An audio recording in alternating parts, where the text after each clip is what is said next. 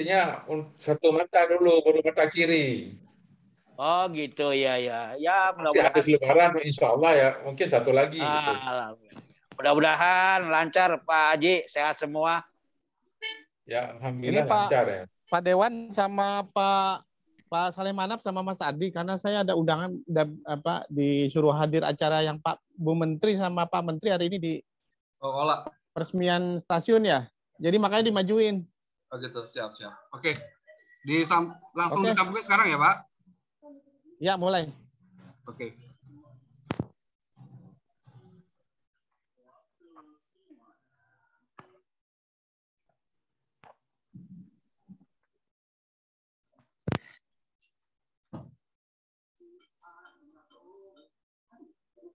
Ayo.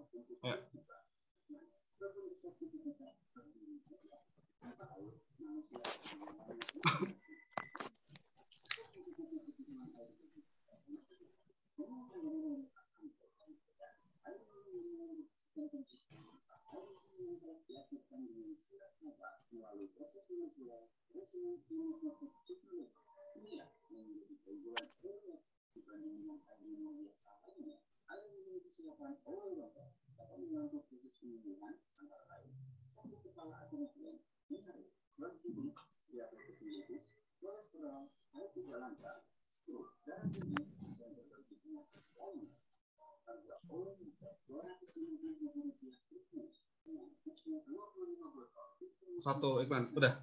Habis ini.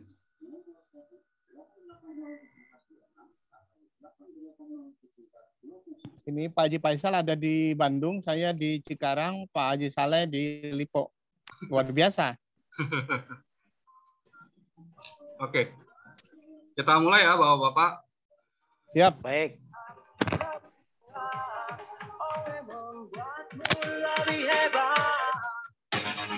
Dakta Radio, bijak dan cerdas. Dakta Radio bijak berinformasi, cerdas berinteraksi. Rekan Dakta, pengelolaan keuangan negara khususnya di daerah perlu dilakukan perbaikan agar bisa menyentuh masyarakat. Semestinya memang masyarakat merasakan dampak langsung dari pengelolaan keuangan negara yang bisa digunakan untuk pembangunan infrastruktur pendidikan dan kesehatan serta berbagai program lainnya. Kita akan memperbincangkan mengenai hal tersebut terkait dengan tata keuangan negara dalam program Ngobrol Sore Radio Dakta bersama anggota DPRD Provinsi Jawa Barat fraksi PKS dari Dapil 9 Kabupaten Bekasi, Bang Haji Faisal Ahwan Farid SEMSI, dan juga ada Bang Dr. Andes HM Taufik Hidayat MM selaku praktisi dan pemerhati sosial ekonomi masyarakat serta mantan Bupati Bekasi 2013-2015 Bapak Haji Saleh Manaf. Sudah hadir melalui aplikasi Zoom. Kita sapa. Assalamualaikum warahmatullahi wabarakatuh. Bang Haji Faisal, Bang Haji Taufik, dan juga Pak Saleh Manaf. Waalaikumsalam warahmatullahi wabarakatuh. Kabar sehat ya, Bang Faisal dan juga Bang Taufik serta Pak Saleh Manaf. Alhamdulillah sehat, Mas Ardi. Alhamdulillahirrahmanirrahim. Sedianya memang kita rencanakan untuk berbincang dalam kanal YouTube Radio Dakta dan sore karena memang kesibukan dari Bang Haji Faisal dan juga Bang Haji Taufik serta Pak Saleh Manaf yang memang ini sedang pemulihan ya Pak ya. Kita percepat programnya menjadi dialog informasi Dakta siang sesi yang kedua. Saya ke Bang Haji Faisal dulu ini berkaitan dengan pengelolaan keuangan negara. Sekaligus juga penulis buku ini ya Bang ya, berkaitan dengan mengawal regulasi pengelolaan keuangan daerah yang akuntabel dan berpihak pada rakyat. Memang sebetulnya untuk pengelolaan keuangan daerah di kota dan kabupaten di Jawa Barat seperti apa, Bang Faisal? Baik, terima kasih Mas Ardi. Selamat siang kepada para pendengar Radio Dakta dan juga para narasumber yang kesempatan sore hari ini berdialog di Radio Dakta.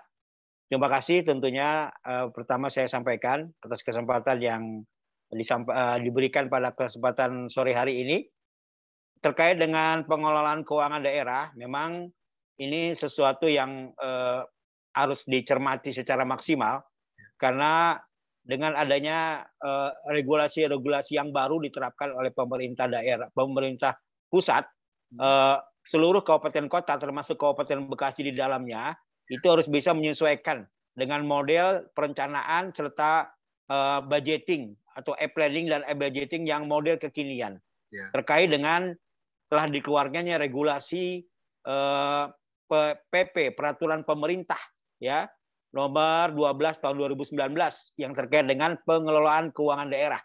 Kemudian dilanjutkan dengan adanya Permendagri 77 tahun 2020 ya. Ini juga melanjutkan, ini berkaitan dengan pedoman teknis pengelolaan keuangan daerah. Maka sekarang seluruh Indonesia termasuk Bekasi di dalamnya, karena Bekasi adalah bagian daripada NKRI, harus mengikuti tata cara perencanaan dan penganggaran yang disesuaikan dengan peraturan pemerintah yang baru ini. Baik. Sekarang sebagaimana buku saya yang saya tulis kaitan dengan pengelolaan keuangan daerah 4.0, ini artinya sudah digitalisasi, sudah terprogram, terencana, ya, terpadu di antara semua daerah, langsung dikaitkan dengan bagaimana pusat selaku Kemendagri ini mempunyai server yang menampung seluruh perencanaan di tingkat daerah dan juga memantau pelaksanaan di semua daerah. Maka oleh karena itu kunci daripada pengelolaan keuangan daerah adalah yang pertama akuntabel, ya. Ini semakin terlihat dengan adanya sistem yang terpadu, diharapkan ini akuntabelnya lebih bisa dikedepankan, karena kalau yang namanya digitalisasi pasti kedepannya ada transparansi. Artinya semua orang terlibat, melihat dan bisa melaksanakan kegiatan perencanaan baik dari tingkat desa ya sampai ke tingkat provinsi ya, itu bisa melaksanakan kegiatan secara langsung, partisipasi begitu. Kemudian yang kedua adalah berpihak pada rakyat. Ini juga kunci daripada keuangan, sehingga bagaimana semua masyarakat, semua stakeholder daripada pemerintah daerah ini sebenarnya bisa berpartisipasi.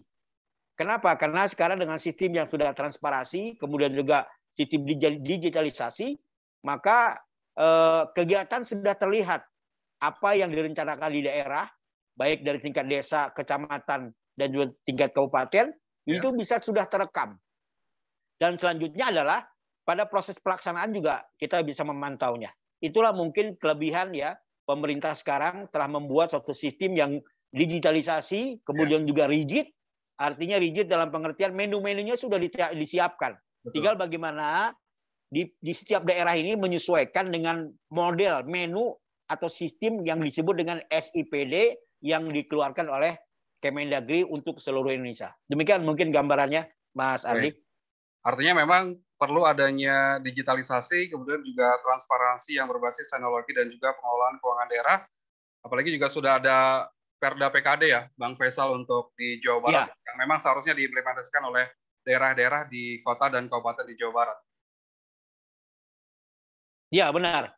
Jadi mungkin karena memang ini merupakan program nasional dari tingkat pusat, kemudian turun ke provinsi, dijabarkan dalam bentuk peraturan gubernur atau peraturan daerah provinsi, ya, di provinsi, Pergub, yang peraturan daerah ini tentunya mengikat juga untuk wilayah kabupaten kota se-Jawa Barat. Ya, mudah-mudahan Bekasi juga sudah melanjutkan, artinya membuat daripada aturan yang terkait dengan pengelolaan keuangan daerah di tingkat kabupaten. Ya, artinya ini kesinambungan yang tidak bisa dipisahkan, karena sekarang sudah standar. Artinya kalau daerah tidak melakukan, maka dia kesulitan di dalam mengeksekusi anggaran. Ya, artinya benar-benar sekarang ini setiap daerah yang tidak bisa menyesuaikan itu tertinggal. Tertinggal dengan kegiatan yang tentunya modelnya ini diharapkan sebenarnya bisa lebih praktis begitu ya. Ya, tetapi apabila tidak bisa menyesuaikan, justru terbalik, justru malah menjadi ruwet ya, karena kita tertinggal dengan sistem dan juga cara kerja yang kalau mungkin terlambat menginput saja itu di sana ditutup gitu. Betul. Jadi sistemnya tutup buka yang memang memerlukan perencanaan yang baik lah. Mungkin begitu, Mas Adi. Baik, saya ke Pak Saleh Manaf sebagai mantan Bupati Bekasi periode 2013-2015. Pak Saleh, kalau zaman Bapak itu bagaimana Pak untuk 2003, 2005. 2005 ya Pak ya. Baik. 2003. Untuk penyusunannya seperti apa Pak Saleh Manaf? Mungkin bisa dijelaskan Pak untuk setidaknya menyerap aspirasi masyarakat, kemudian juga memasukkan program-program untuk pembangunan daerah, Pak Saleh. Sistem yang lama itu kan itu bertumpu pada Bapedanya. Bapedanya itu yang aktif, merancang kan, daripada perencanaan anggaran itu, perencanaan dan juga penganggaranannya. Jadi persiapan rancangan APBD itu disusun itu yang dipimpin oleh Bapeda, yang dikoordinasikan oleh Sekdanya. Ya. Kemudian hal-hal yang strategis itu ada program-program yang strategis itu sebelum dimasukkan ke dalam rancangan APBD itu dikonsultasikan dulu dengan pimpinan DPRD gitu. Ya. Jadi dalam rangka kita mencari adanya kesatuan kehendak, ya kan? Adanya kesatuan kehendak antara eksekutif dengan legislatifnya. Ya. Nah, sehingga nanti memudahkan dalam proses pembahasan selanjutnya dalam penyusunan APBD-nya. Gitu. Baik.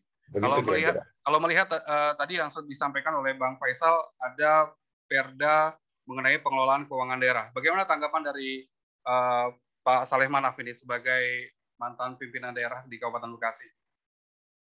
Dengan adanya Perda ataupun PP nomor 12 itu bisa ditindaklanjuti dengan Perda dari Provinsi Jawa Barat, gitu. Ya.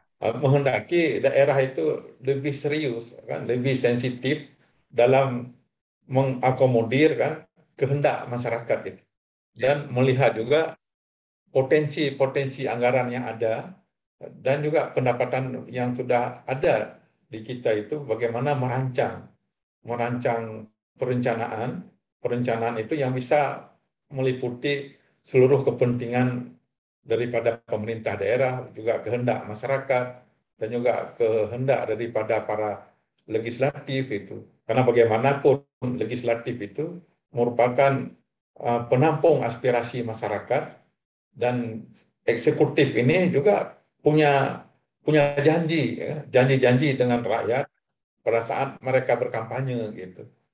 Jadi bagaimana mengakomodir ini semua dan dipadukan ke dalam kemampuan anggaran kita yang ada gitu. Iya. Kalau sekarang sudah berjalan atau tidak, Pak Saleh melihatnya, Pak?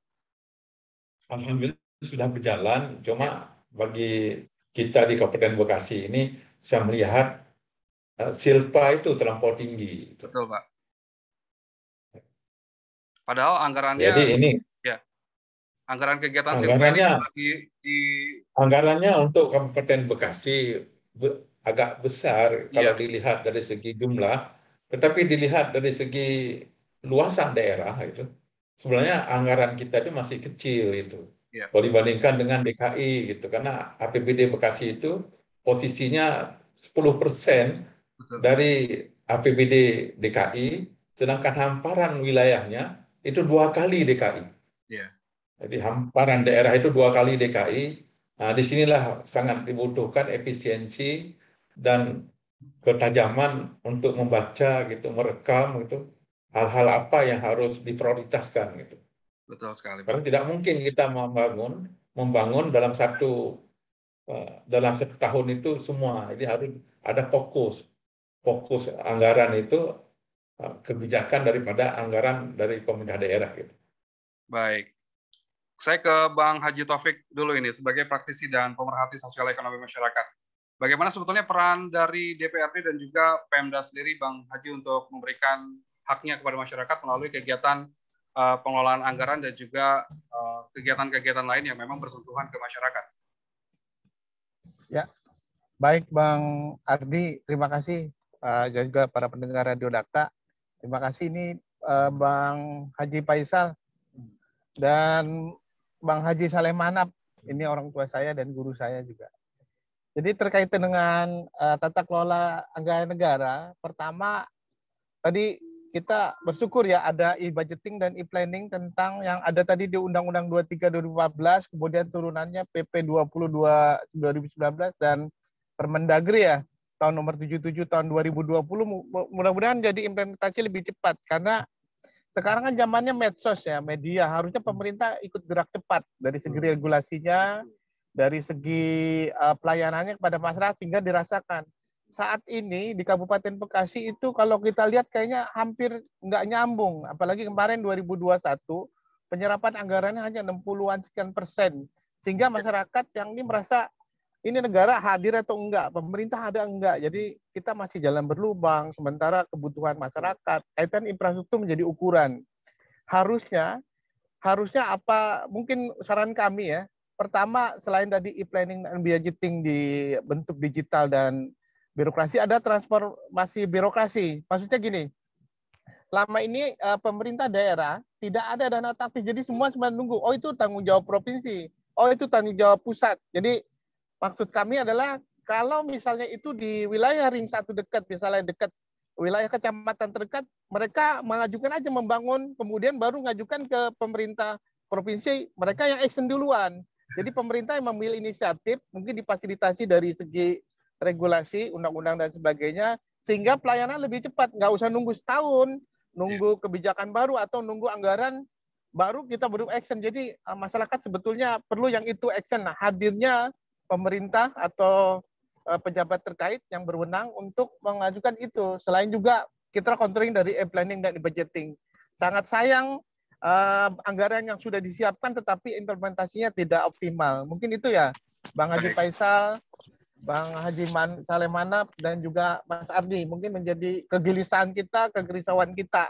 Iya. Kalau kita lihat dari industri, harusnya didukung, harusnya bersama-sama kita mendukung kawasan industri, mendukung masyarakat, antara peralihan mobilisasi, transportasi orang, barang, dan jasa, itu lebih optimal mungkin ya.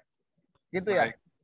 Ini memang persoalan berkaitan dengan adanya industri begitu ya di Kabupaten Bekasi, memang perlu ditindaklanjuti oleh pemerintah daerah berkaitan dengan kemiskinan dan juga sosial lainnya. Mungkin Bang Taufik bisa menjelaskan sendiri Bang, berkaitan dengan persoalan-persoalan apa saja yang ada di Kabupaten Bekasi. Ya, pertama dari segi regulasi, harapan kami pemerintah daerah itu proaktif tentang percepatan digitalisasi masalah public services. Kaitan dengan pelayanan publik, pelayanan masyarakat, infrastruktur. Kemudian kedua, infrastruktur utara selatan, supaya teman-teman yang di utara, kaitan dengan kualitas SDM dan kualitas sarana prasarana yang diberikan itu harusnya tidak ada ketimpangan, tidak ada kesenjangan. Kita tahu perencanaan Kabupaten Bekasi baik, tapi dari IPM, Indeks Pertumbuhan Manusia yang ada di utara itu masih tertinggal. Ketiga, tadi link and match antara kebutuhan industri dengan pemerintah daerah. Misalnya kita kan ini kota terbesar industri Asia Tenggara, harusnya diakomodir mengenai mungkin buat semacam ada kualitas balai pelatihan masyarakat pemerintah yang sifatnya modern, yang terintegrasi dan digandeng, kawasan digandeng, semua diajak duduk bareng untuk kemajuan Bekasi. Jadi jangan masing-masing. Koordinasi antar sektoral harus integrasi. Jadi 3, infrastruktur, kemudian public servicing, duduk bareng, transportasi, lain-lain sebagainya. Kalau kebutuhan kaitan dengan kesehatan, pendidikan, dan pelayanan itu memang udah kewajiban pemerintah daerah untuk melayani. Harusnya tidak perlu kami rame-rame atau tidak perlu didorong-dorong. Karena mereka harus melayani masyarakat. Mungkin itu Mas Ardi ya. Baik. Bang Haji Faisal mungkin ada tanggapan terkait dengan keluhan dari Bang Haji Taufik ini, masih banyak persoalan di Kabupaten Bekasi sebagai anggota DPRD Jawa Barat Dapil 9, Bang Haji Faisal. Baik, terima kasih. Mungkin menanggapi apa yang disampaikan dari Pak Saleh, berikut juga dengan Pak Taufik yang luar biasa sekali. Mungkin yang perlu saya jelaskan di sini bahwa secara umum proses daripada penganggaran dari sisi tata cara dan tahapannya itu tidak berubah dengan model yang dulu, artinya masih sama, di mana perbedaan yang sangat mendasar sekarang, setiap kegiatan itu harus terinput di awal, ya, masuk kepada server Kemendagri, di mana Bapeda daripada Bekasi tetap menjadi salah satu bagian yang menampung juga, tapi semuanya adalah ada di Mendagri. Itu yang pertama, agar tidak ada program yang ujuk-ujuk kalau kata orang akan begitu. Jadi program semua sudah direncanakan. Tetapi setelah itu baru ada kaitan dengan perencanaan di tingkat daerah. Tentunya koordinasi dari mana? Dari visi daerah atau visi daripada kepala daerah. Ini yang diturunkan dalam bentuk RKPD, rencana kegiatan pembangunan daerah, ya, di mana mungkin ada yang namanya Bapeda dan juga tim anggaran eksekutif ya, tim anggaran pemerintah sebelum masuk kepada pembahasan di tingkat dengan DPRD. Nah, RKA ini juga nanti di dalamnya ada KUA, kebijakan umum anggaran. Kemudian juga terkait dengan masalah kebijakan umum anggaran, berarti ada plafon. Plafon ini, tentunya ini terkait sekali dengan visi, daripada daerah atau kepala daerah yang dituangkan dengan dalam bentuk rencana kerja. Tahun 2023 misalnya, kita akan apa yang akan kita prioritaskan dalam 8 atau 20 daripada kegiatan utama yang menjadi tujuan, dan itu terencana sehingga setiap yang bagian yang akan merencanakan kegiatan di Kabupaten Bekasi mengacu kepada visi, misi, dan juga rencana daripada pemerintah daerah atau daripada kepala daerah.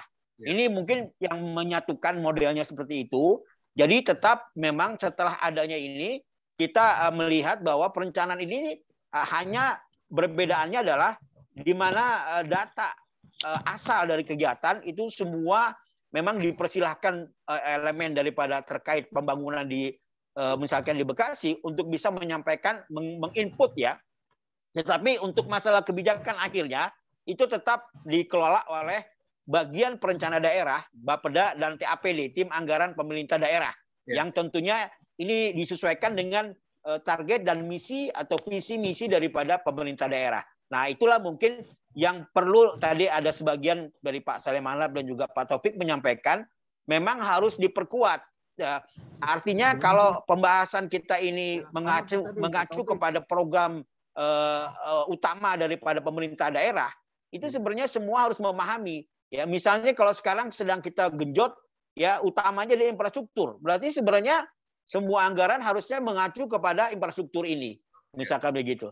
Karena kalau yang pelayanan dasar seperti pendidikan, kesehatan itu sudah tidak perlu diomongin lagi karena itu sudah tertera dalam undang-undang, ya kan? Jadi nggak perlu dibicarakan. Harusnya sudah go sendiri ya, karena 20% daripada anggaran itu untuk pendidikan, 10% itu untuk bidang kesehatan itu sudah pasti. Nah itu mungkin sekelumit daripada ini. Jadi sistemnya tetap sama, cuman sekarang tidak boleh ada kegiatan yang tiba-tiba ada di tengah jalan. Itu mungkin yang membedakan. Jadi semua sudah terekam, tetapi tetap kewenangan daripada ini kita lihat bagaimana bagusnya perencanaan itu menentukan dalam masalah eksekusi pada proses daripada anggaran itu dilaksanakan. Baik, kalau untuk partisipatif dari masyarakat sendiri, bagaimana Bang Faisal melihat untuk penyusunan anggaran ini sendiri di wilayah Jawa Barat maupun di Kabupaten Bekasi? Kaitan dengan partisipasi masyarakat, ruangnya sebenarnya terbuka pada saat pintu awal daripada perencanaan itu kan di musrembang. Yeah, musrembang itu bisa, yang paling sederhana musrembang tingkat desa. Musrembang tingkat desa itu adalah masukan dari kepala kampung, RT, RW, kepala dusun yang dimasukkan dalam perencanaan di desa. Dari desa mungkin musrembang meningkat kepada musrembang tingkat kecamatan. Baru ke kecamatan di tingkat dinas. Itu jalur pertama. Bisa juga masyarakat itu berpartisipasi langsung ke dinas. Yeah. Memberikan masukan ke dinas. Jadi ada dua proses, melalui apa? Melalui jalur daripada kedinasan. Atau melalui anggota DPRD yang sedang reses, ya. Reses itu artinya kan terjun ke masyarakat untuk mendapatkan informasi tentang kebutuhan pembangunan di wilayah masing-masing. Nah, ini mungkin yang beberapa pintu yang bisa dimasukkan. Artinya sekarang memang anggaran kita, perencanaan kita itu semua berbasis daripada masyarakat, berbasis partisipasi masyarakat. Maka memang sekarang sangat terbuka, tinggal bagaimana masyarakatnya ikut terlibat di dalam proses yang tadi saya sebutkan, yang setidak-tidaknya itu menjadi pengkayaan ya program ya di tingkat kabupaten khususnya begitu. Baik, kalau Pak Saleh mungkin ada tanggapan Pak berkaitan dengan persoalan di wilayah Kabupaten Bekasi sepeninggal Bapak menjabat sebagai Bupati ini, apa saja yang memang perlu dilakukan perbaikan oleh pemerintah saat ini, Pak? Ya, sebenarnya kalau dibandingkan waktu kami dulu itu agak beda jauh. Suasananya, iklimnya dengan yang saat ini gitu.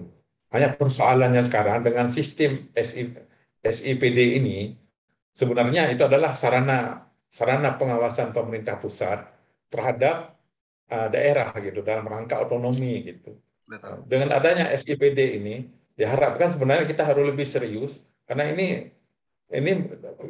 segala sesuatu apa yang diperbuat oleh kita di daerah itu dipantau dan bersaing dengan semua daerah gitu. Ini dalam hal SIPD ini seharusnya semangat itu. Harus semangat, ini harus lebih dipacu gitu. Hanya kebetulan memang untuk Kabupaten Bekasi ya, memang kita di periode 5 tahun yang sekarang ini memang kita ini ada musibah kan.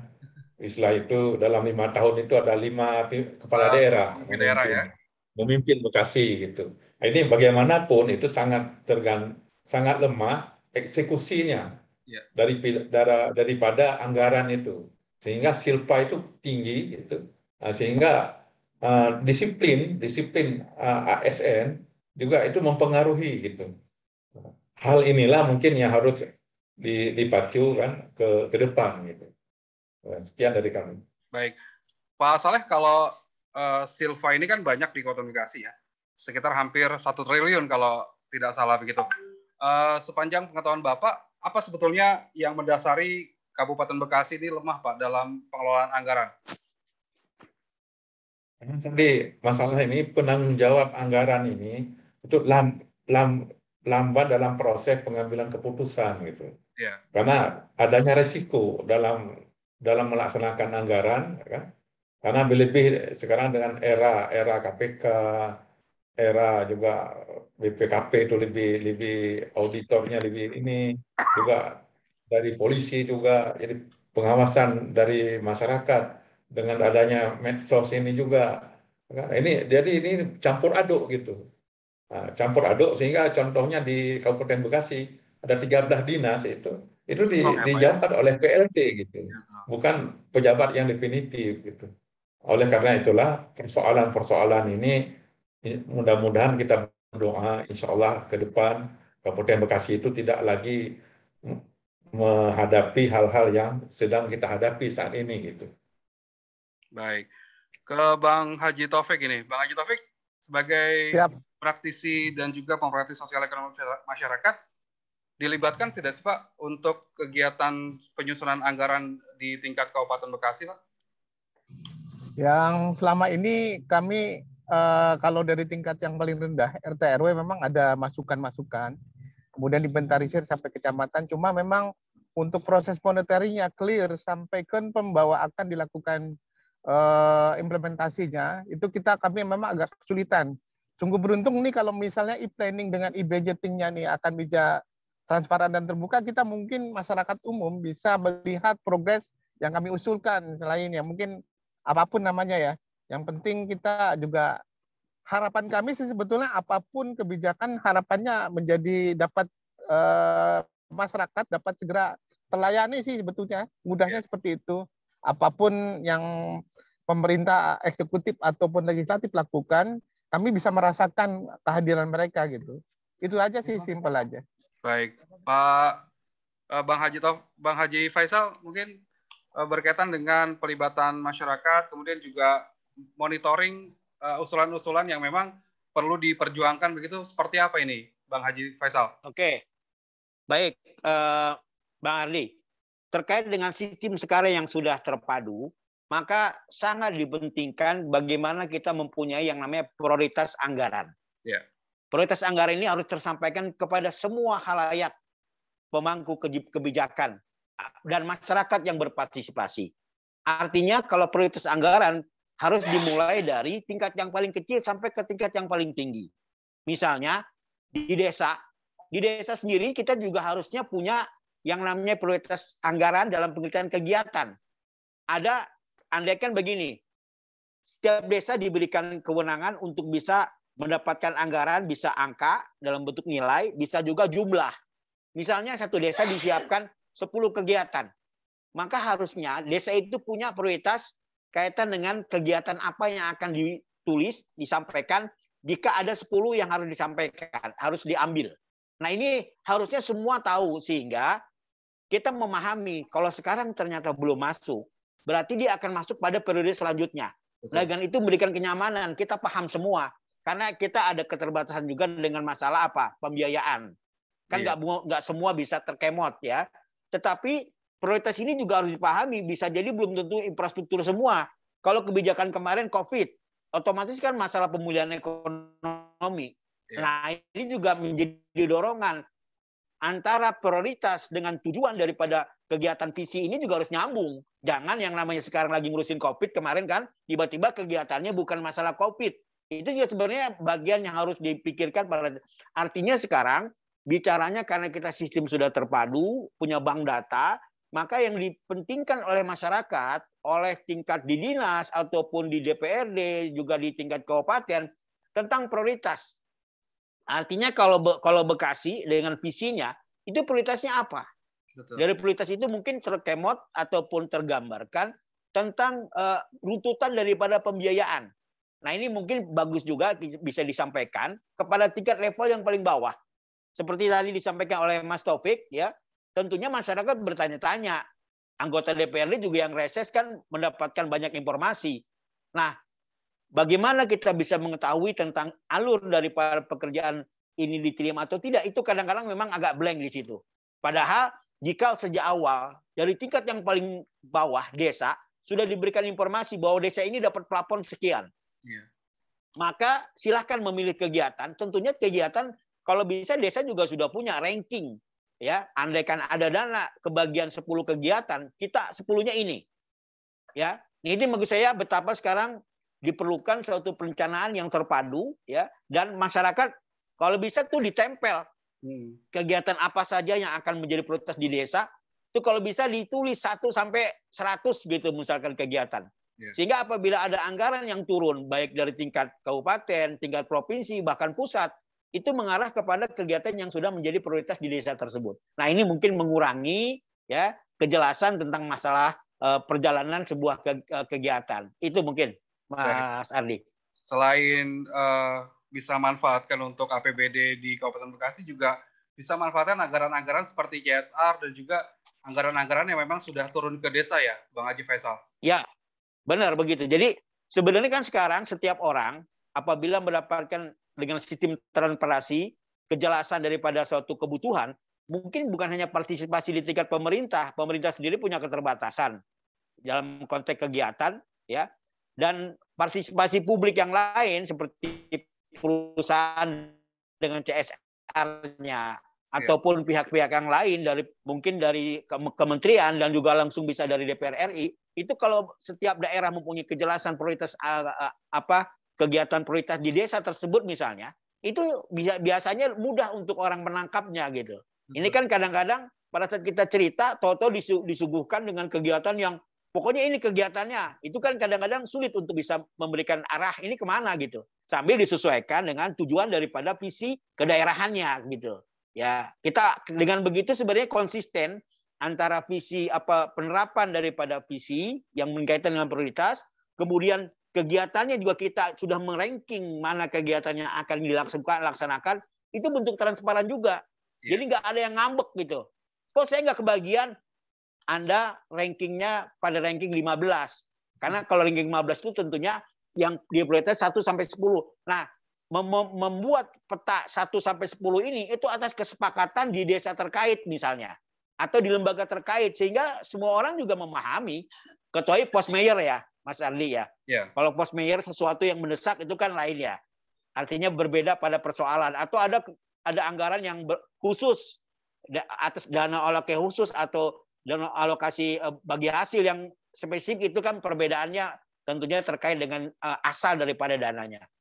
Baik. Kalau Pak Saleh Manaf, apa Pak yang memang harus diprioritaskan untuk pembangunan Kabupaten Bekasi di tahun-tahun mendatang, Pak Saleh? Kita kan yang harus diprioritaskan itu kan pertama tadi yang sudah disinggung juga oleh Pak Taufik ya, itu perlu ada balai latihan kerja gitu, yang benar-benar yang mumpuni untuk menjembatani antara tenaga kerja Bekasi dengan kawasan industri yang lebih kurang sekarang ini kan kita sudah memiliki lebih kurang 7.000 pabrik gitu. Kalau sudah 7.000 pabrik masih ada pemuda-pemudi yang dari Bekasi menganggur. Itu satu hal yang sangat tidak mungkin dibiarkan gitu. Selanjutnya tentu setelah COVID ini mungkin infrastruktur, masalah drainase, kan? Juga masalah kesehatan, masalah pendidikan, karena banyak sekolah kita sekarang juga ada yang hampir ambruk, kan? Masa di Kabupaten Bekasi masih terdengar ada sekolah yang pada bocor gitu. Ini kan satu masalah yang harus ditangani dengan serius itu. Dan juga masyarakat kita nih, keluarga miskin itu masih sangat sangat banyak, padahal kita ini daerah kawasan industri gitu. Ya. Ini persoalan yang harus ditangani dengan sungguh-sungguh, kan, dan semangat gitu. Dan memang benar-benar hendaknya aparatur sipil yang bertugas di Bekasi itu hendaknya benar-benar harus menguasai, ya, lapangannya ini. Kadang-kadang mereka kan tidak semua pegawai negeri itu memahami kondisi real Kabupaten Bekasi di utara itu sangat miskin itu. Kita memang punya ini Kalimalang itu, tapi masyarakat Bekasi itu belum minum seluruhnya dari air Kalimalang itu. Ini kan sangat menyedihkan gitu. Juga di utara di sana masyarakat itu masih lebih mengenal DKI Priok daripada Kabupaten Bekasi, ibu kotanya Kabupaten Bekasi gitu. Yeah. Jadi hal-hal yang memprihatinkan ini perlu penanganan yang serius ke depan. Dan kalau banjir, kita masa banjir terus, ya.